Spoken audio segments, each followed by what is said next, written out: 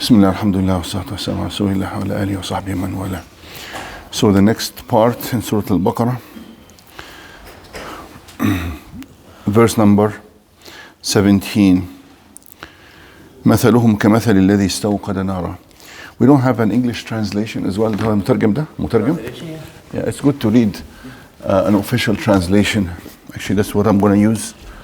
I'll use the official translation, because usually they choose accurate wording.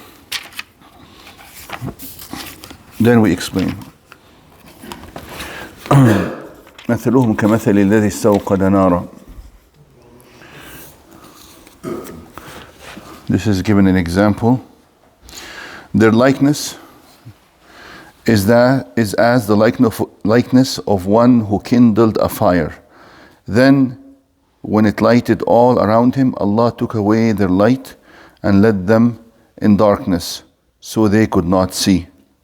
So here too, this is one example. The other example is the one that comes later. The next verse continues on this same example that we just read. They are deaf, dumb, and blind, so they return not to the right path. This is the first example. The second example given, and I'll tell you what this refers to shortly. Verse number 19, or like a rainstorm from the sky, wherein are darkness, thunder, and lightning. They thrust their fingers in their ears to keep out the stunning thunderclap for fear of death.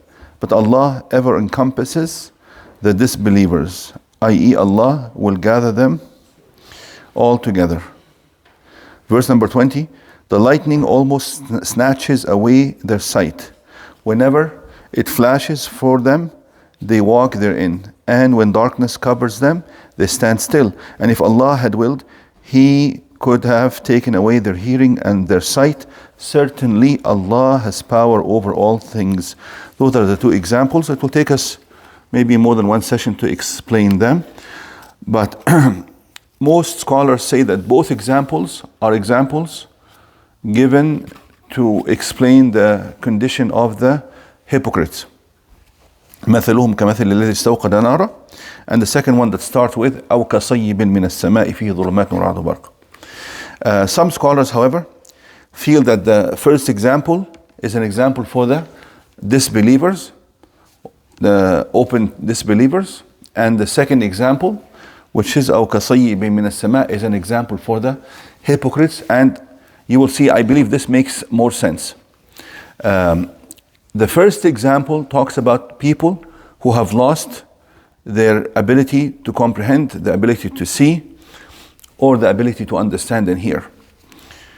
This reminds us exactly of what Allah said about the kuffar, the disbelievers.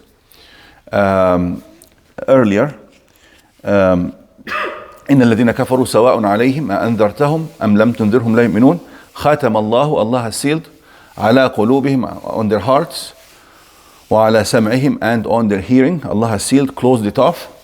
وعلى أبصارهم غشاوة, and has placed a veil on their sight. وَلَهُمْ عَذَابٌ عَظِيمٌ. So you can see the first example talks about certain people who have the same kind of features. صُمٌّ بُكْمٌ عُمْيٌ فَهُمْ لَا يَرْجِعُونَ. لَا يَرْجِعُونَ means they will never come back to the straight path. They will never accept the faith. This is exactly what Allah said about the kuffar. إِنَّ الَّذِينَ كَفَرُوا سَوَاءٌ عَلَيْهِمْ أَنذَرْتَهُمْ أَمْ لَمْ تُنذِرْهُمْ لَا يُؤْمِنُونَ.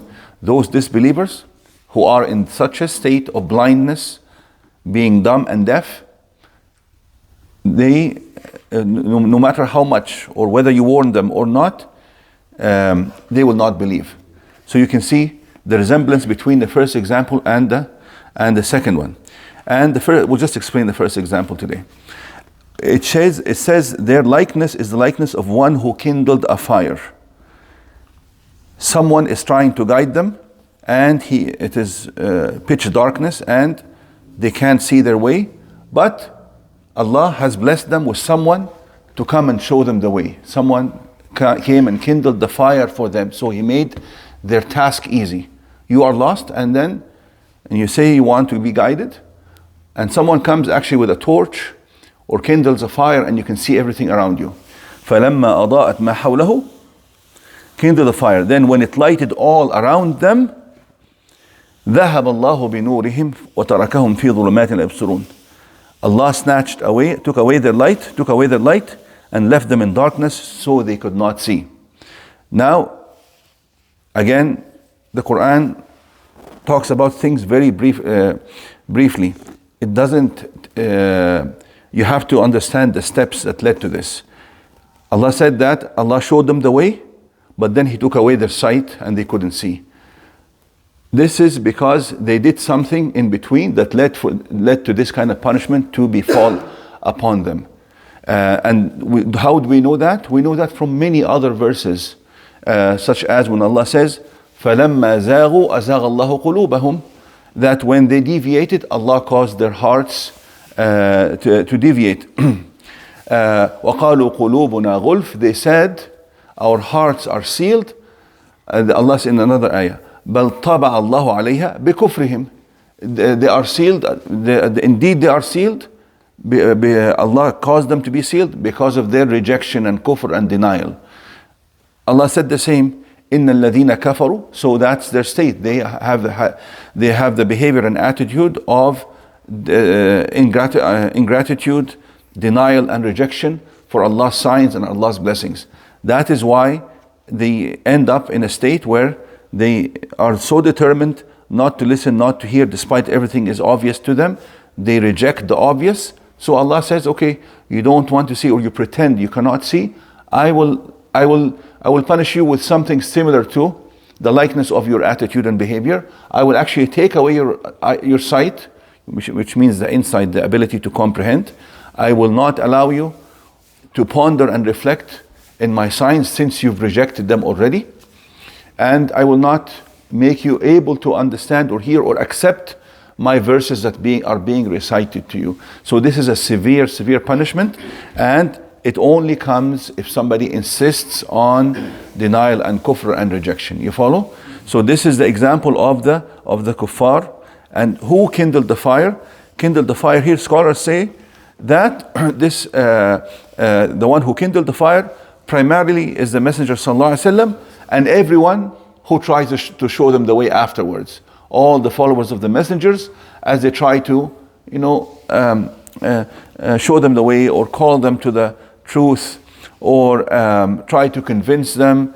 They go into debates with them. You listen to some of these debates between the atheists and Muslims, or even atheists and Christians, about the existence of God, and they bring such false and nonsensical arguments.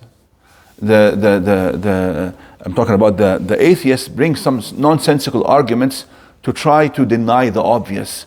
Everybody can see the reality, but you try to make these convoluted arguments to go around the fact that you have to believe in Allah, you have to show gratitude to Allah. So that what ends up happening is that Allah will actually make them really convinced about their arguments. That's all they can see.